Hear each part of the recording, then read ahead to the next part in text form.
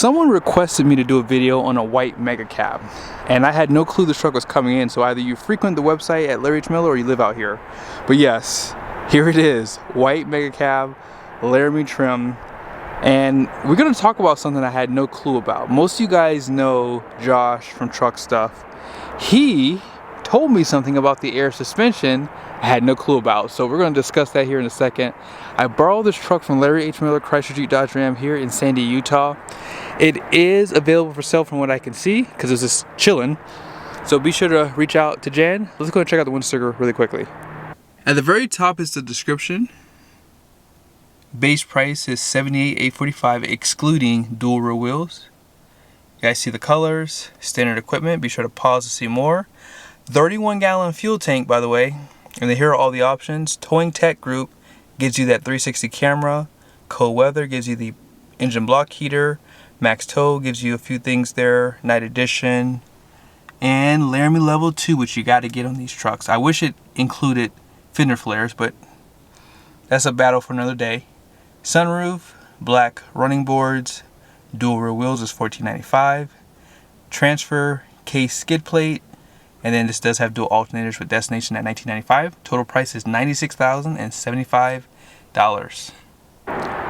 Who doesn't like that Stormtrooper look with this Night Edition? I will say, with Night Edition and white, I like the refresh. This is the first time I could tell you I like the way this truck looks. Now they still did go slightly backwards for limited trim level, but for Laramie, you now have premium lighting on this truck. Now, one of my friends, Jared, he has a 2019, and I met him based off of this YouTube channel. And so his truck, he runs 37s. He has that Carly pin top, what is it, 3¼ inch lift on his truck. He has air suspension, and his truck looks absolutely nasty, just insane. So, buddy, if you want to get a 2025, I got one right here for you with the 8-speed transmission. Come on and call me. But yes, Sport Performance hood really does finish off the front end on this one. Man, it just looks so good.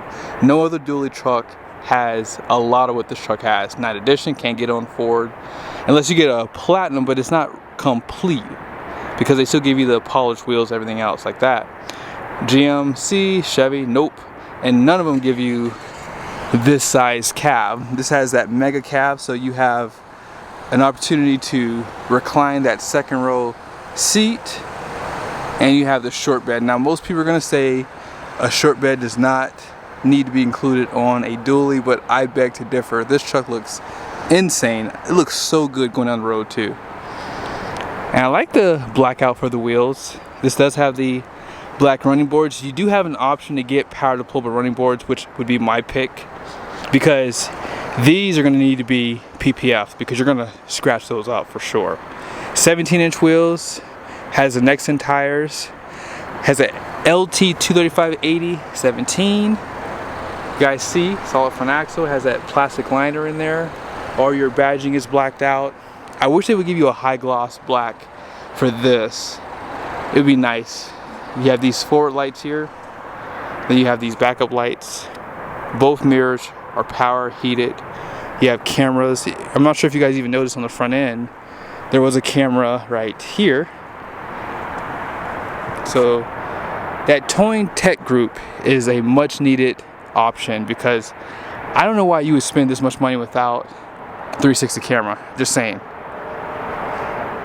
Imagine this rear with 37s. It looks good without them, but my goodness, that would look so good. Class 5 hitch, rear parking sensors, and they do give you a parking sensor off to the side. Let me show it to you really quickly. I'm gonna zoom in. Can you see it? It's right there. That does protect the dually side of this truck. You have clearance lights cleared out. What do you guys think about the new taillights too? Some people were complaining the last year taillights were better because they had the blackout, and I agree, they did have the blackout, so I can understand that. And then here is a quick peek at these rears. Now the only negative thing I will say about most of these truck manufacturers, they don't give you an option to upgrade the inner wheel, so you just have a steely in there, and it would be nice to upgrade that, I would say. Anti-spin 342 rear, and you guys see right there, this truck does have the air suspension. Am I even showing you guys? There it is right there. Sorry, air suspension right there. Now here is something that I had no clue about that Josh was telling me. He said, because I asked him the question, is there a way for the manufacturers to void someone's warranty if they exceed the payload of the truck?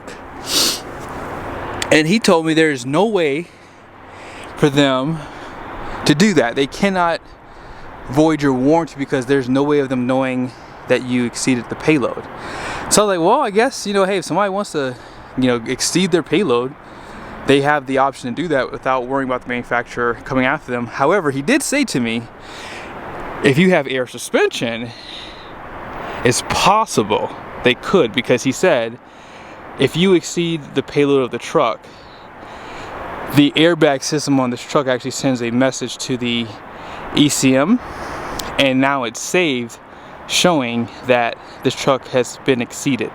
Now I'm not sure if it has a clock, right? Because if someone's hooking up the trailer just to see, you know, how it's loaded up, and then they want to try to, you know, maybe move stuff around on the trailer just to get that payload perfect, which I know no one does that. It's a lot to do.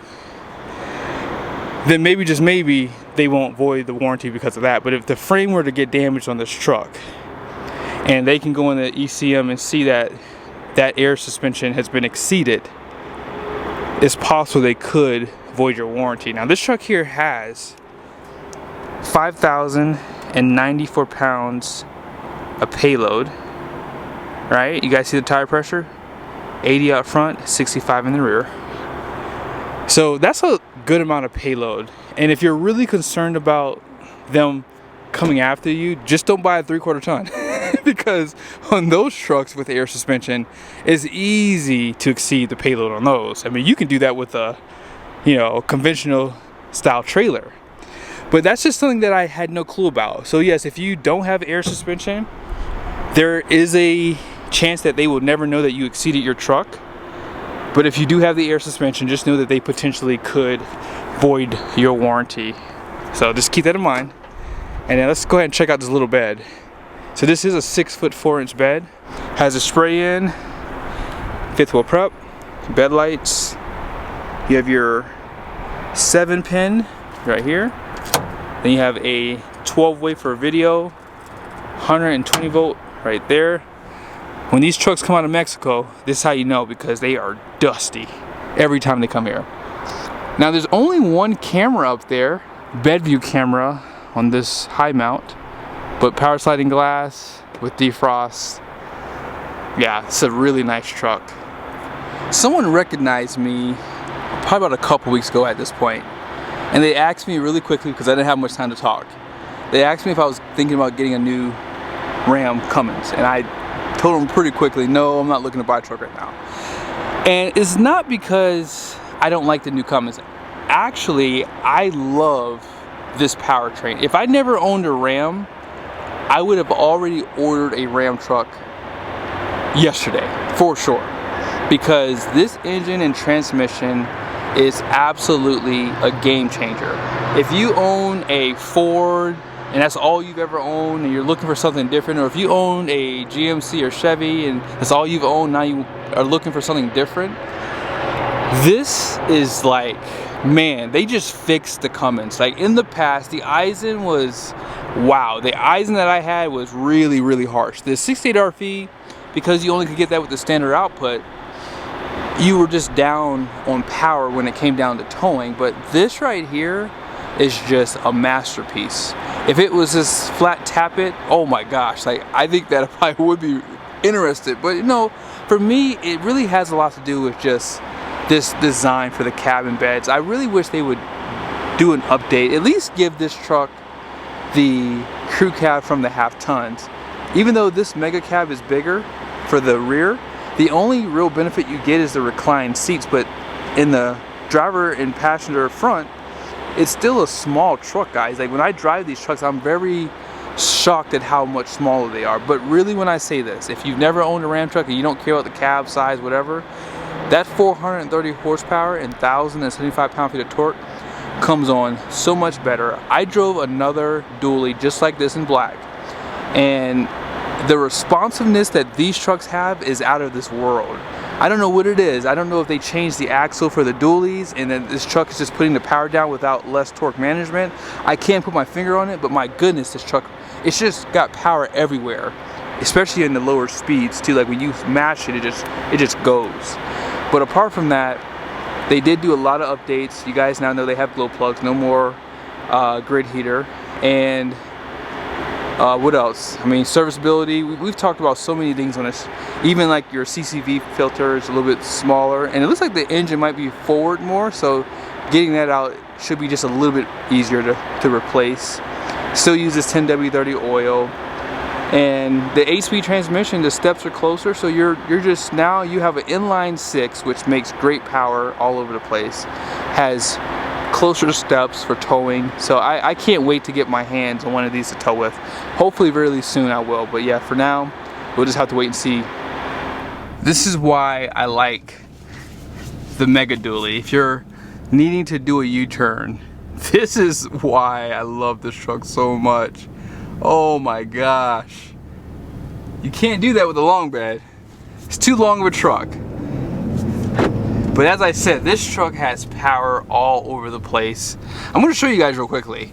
It's just insane to me. Like I really think that if you have owned Ram trucks for years and years and years, everyone talks about how expensive these trucks are, and they are expensive. I'm not gonna sit here and act like, you know, I can go out right now and spend 97 G's. Like, that's a lot of money for a truck right now. I'd have to get a lot more money for my trade-in on my GMC. I would have to get a great deal for me to get excited about anything right now. But for now, yeah. But where they fixed this truck, like, so right now, I'm gonna make this turn. I'm not on the gas. I'll let you guys know when I hit that gas. But yeah, check this out. I'm at 4, I'm just letting it coast and hit it. Like, with the eyes in, it would stumble because it would probably be in 3rd gear right now. Although this one here is in 3rd gear too. But the stumble is just gone. And that's because, like I said, the steps in the gears are closer, so you don't need to utilize the lower gear all the time. Sometimes you have more than enough power in the gear that you're in, so you don't have to step down again to get or make more power basically in that gear. But yeah, this truck feels like a half ton. The air suspension, I might do a test comparing the air suspension without it and with it to see if the ride is any different. I did say in another video that it seems like the newer 2025s are a little bit stiffer compared to the previous models. But yeah, when you hit a bump right here, actually that wasn't bad. But yeah, check this out. We're doing 13 miles an hour, hit it. A little bit of a delay, but we'll do it again. It's just so much more responsive. And that's where the Cummins in the past always lacked. You had to be hooked up to a trailer for this transmission to act right. Now, if you do decide to put it in tow haul mode, it will start in 1st gear. And when you're at a standstill, if you own this truck, here's something fun you should do. When you're at a standstill, put it in tow haul mode while you're stopped and watch how the truck will actually jolt. Now, I know most trucks do that because the torque converter is locking up, but it's kind of funny with this one. It's pretty aggressive. So that 1st gear, I think it trains like a 49, and that is a deep gear. So yeah. By the way, real quickly, I want to show you guys the camera is actually out. So I might see if Josh can, if he has time, I might see if he wants to work on this truck to maybe do some videos for you guys and then see if he can fix that for you. One last thing I want to show you guys real quickly, just so you know I'm not joking. This exhaust brake is no joke. Insane. Here it is. I'm just tapping the brakes. My foot is off the brake.